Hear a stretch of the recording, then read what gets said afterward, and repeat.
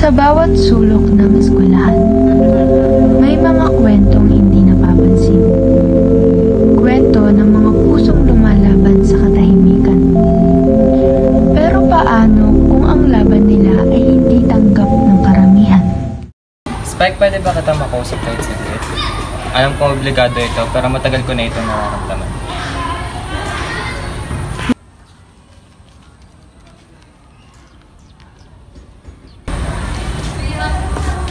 Justin, salamat sa tiwala. Hindi ko naramdaman yung para sa'yo. Kaibigan kita at di na mabago yun. Ayos lang, mas okay na to kaysa magkunwari pa ako. Bastard si bakla, akala naman niya may chance siya.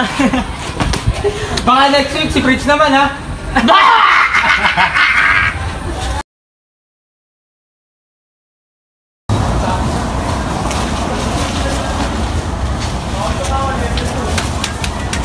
Hoy Justin, crush mo rin ba ako? Parang gusto mo rin ako ligawan. Bakit ganito? Bakit parang kasalanan mo? Hindi ko naman ginusto to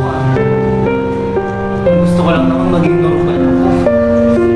Ayon kay John Rawls, ang hustisya ay patas na pagtrato. Pero sa mata ng marami, ang pagkakaiba ay kasalanan. Sa bawat tawa, may pusong nababasag.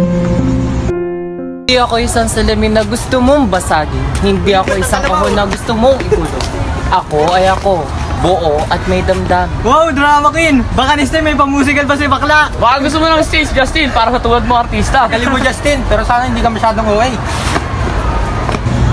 Sa mata ng iba, ang tapang ay kahangalan. Pero sa mata ng katarungan, ang pagpapakatotoo ay karapatang pantao. Mag-a-assign ako ng leader. Paula, ikaw na lang. Ma'am, basta si Paula, di ba babae siya? Dapat lalaki. Ngayon ang magandang leader. Anong connect ng pagiging babae sa kakayahan? Hindi mo ba alam mas organized pa kami kaysa sa inyo? Tama na yan, Fritz. Gender doesn't define leadership.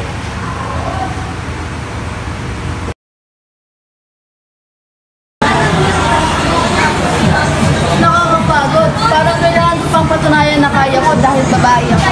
Hindi ba sapat na may kakayahan ako? Tama ka. Dapat pantayan tingin sa lahat. Hindi lang si Justin ang dapat ipaglaban. Tayo lahat.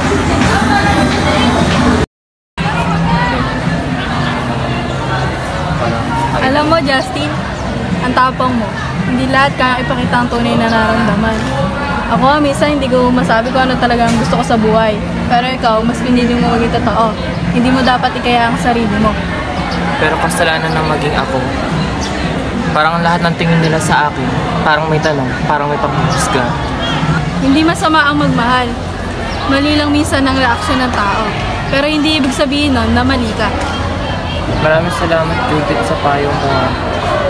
Salamat dahil nauunawaan mo. Okay lang. Salamat. Justin, okay ka lang? Hindi ko gusto yung mga biro nila. Hindi ka dapat ginaganyan.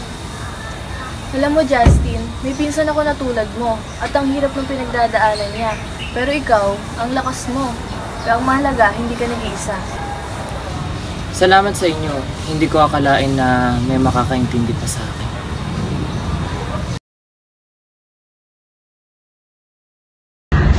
Ang dami mong pinagdadaanan, Justin. Pero nandito kami. Hindi ka nag-iisa. Hoy Justin, sorry kung nasaktan ka. Hindi ko alam kung paano gano'n. Pero ngayon, naiintindihan ko na. Hindi mo naman kasalanan yung nararamdaman mo. Salamat. Akala ko ay mag-isa lamang ako. Pero ngayon, kahit pa paano, ay parang may liwanag.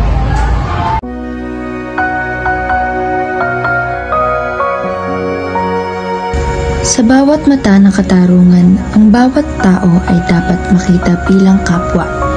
Hindi bilang ibang tao, kundi bilang buo, may damdamin at may halaga.